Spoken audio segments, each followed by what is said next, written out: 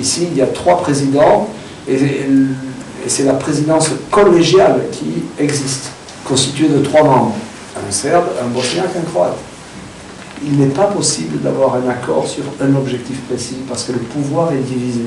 En donnant dans la loi fondamentale de l'État la place à ces 3-là, on oublie tous les autres. Or, il n'y a pas que des Serbes, des Croates et des Bosniaques dans ce pays.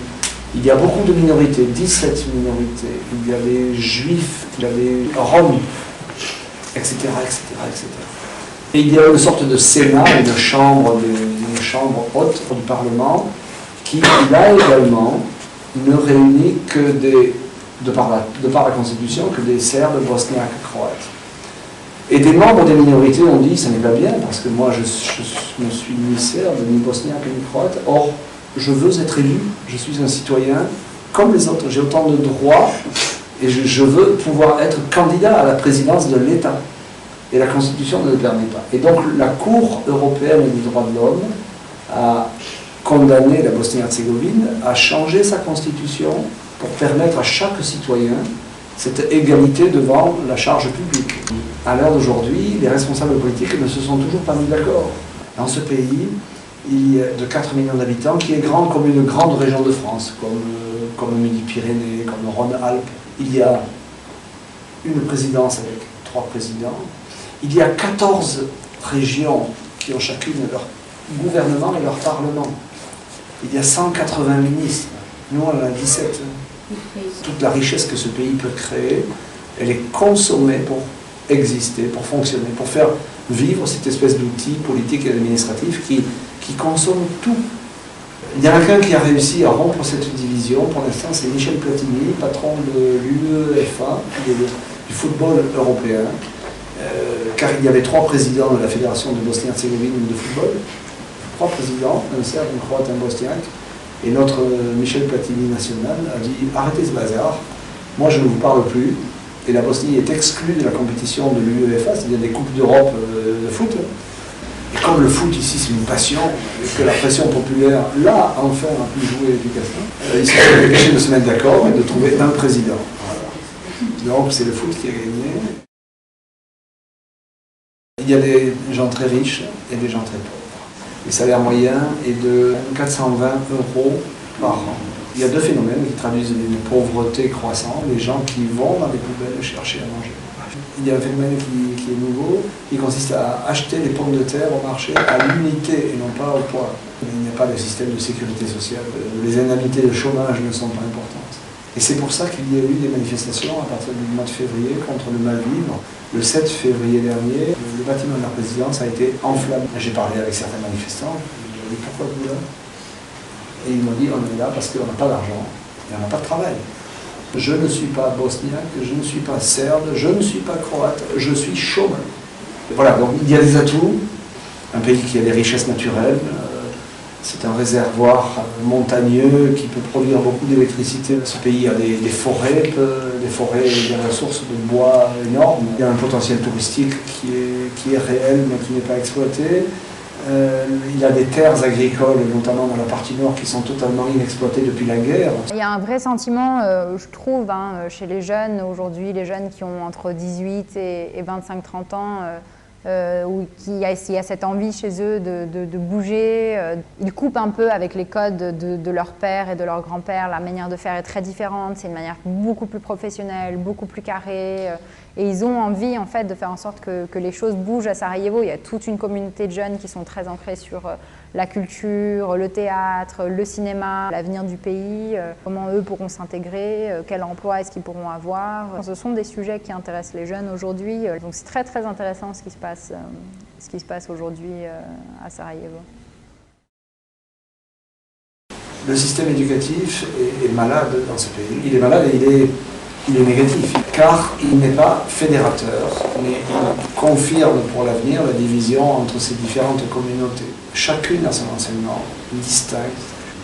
Les élèves qui sont bosniaques, croates et serbes, ils ne partagent pas le même établissement scolaire, ils ne partagent pas le même type d'enseignement, ils n'apprennent pas la même matière, ils n'apprennent pas la même histoire, alors qu'ils habitent les uns à côté des autres. À Mostar, la France a créé une classe bilingue. L'enseignement se fait en bosnien et en français pour certaines matières. Et la condition est que cette classe bilingue fédère des jeunes de toutes les communautés. L'avenir européen de Bosnie-Herzégovine, si vous voulez que je réponde en un mot, il n'y en a pas. Aujourd'hui où nous sommes, nous devons attendre minimum 20 ans pour adhérer à l'Union européenne, minimum. Et ça, c'est dans le bon scénario. Mais ce qui est vrai, c'est que la Bosnie-Herzégovine peut trouver sa paix, sa stabilité, sa prospérité, son bonheur uniquement au sein de l'Union européenne. Mais il y a un problème. Il y a un problème qui est mental. Vous allez voir la ville de Sarajevo, vous allez vous promener dans le quartier turc, vraiment, d'aujourd'hui, qui est presque pareil comme il y a 100 ans. Dans ce quartier turc, voilà, qui s'arrête à un moment, et 1 centimètre plus tard, c'est le quartier austro-hongrois. Et alors, pendant l'époque austro-hongroise, les gens qui étaient dans ce quartier turc vivaient à la façon turque ottomane d'autrefois. C'est-à-dire, c'était leur refuge. Contre quoi? Contre l'Europe, si on peut le dire. Ils ne voulaient pas vivre à l'européenne. Mais il y a des fortes minorités, bien sûr. Et là, de l'autre côté, vous avez eu l'Europe. Aujourd'hui, en Bosnie-Herzégovine, malheureusement, je vous garantis qu'il y a des gens qui ne sont pas pour l'Europe. La mission du centenaire, c'est un groupement d'intérêt public qui a été créé pour toutes les commémorations de la Première Guerre mondiale en France. Donc c'est l'organe officiel des commémorations. L'idée, c'était d'organiser une semaine culturelle, un grand événement culturel autour du 28 juin à Sarajevo, qui serait un événement européen qui permettrait de promouvoir des idées de paix, d'unification et de fraternité.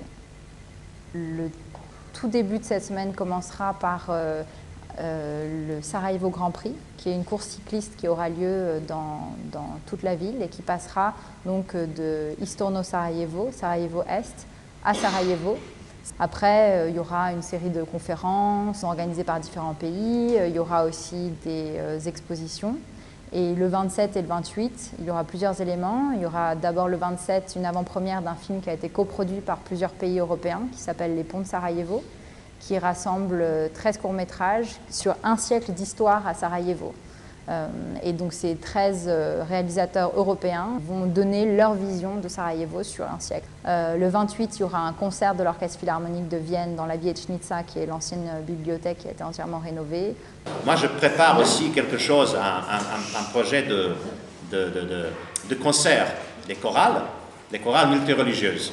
Ce qui est très important, c'est que les gens chantent à l'unisson, des gens qui sont de Bosnie-Herzégovine qui appartiennent aux 4 religions différentes, c'est-à-dire les musulmans, les orthodoxes, les catholiques et les juifs. On est très loin de réconciliation. Il y a plusieurs raisons. La division totale de la population qui est manipulée par les hommes politiques qui gouvernent. Il y a quand même une normalisation qui se fait. Tous ces pays se parlent grâce à l'Union européenne. Tous, y compris le Kosovo et la Serbie. C'est sans doute le plus compliqué aujourd'hui, c'est entre le Kosovo et la Serbie, parce que la haine est très forte. Mais tous ces pays-là ont repris le commerce entre eux. Donc ça, c'est plutôt une bonne chose. On ne va pas reconstruire un pays qui s'est déchiré et qui a une mémoire du déchirement.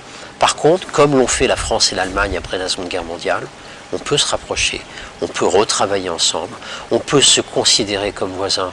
Aucun de ces pays n'a un avenir important à l'ère de la globalisation, à l'ère de la mondialisation seul. Et qu'il faut, dans ces pays-là, donner conscience que l'Europe, c'est pas seulement une vache à lait, c'est pas seulement un tiroir-caisse. On le voit quand on se déplace aujourd'hui, par exemple, en Slovénie, le premier pays à rejoindre l'Union européenne, on voit plus vraiment la différence entre l'Autriche et la Slovénie. Et c'est un grand bonheur que de voir ce rattrapage. Il faut qu'on soit capable d'être solidaire et de montrer qu'un jeune d'Auxerre, de Dijon, il a des choses à voir avec un jeune de Sarajevo.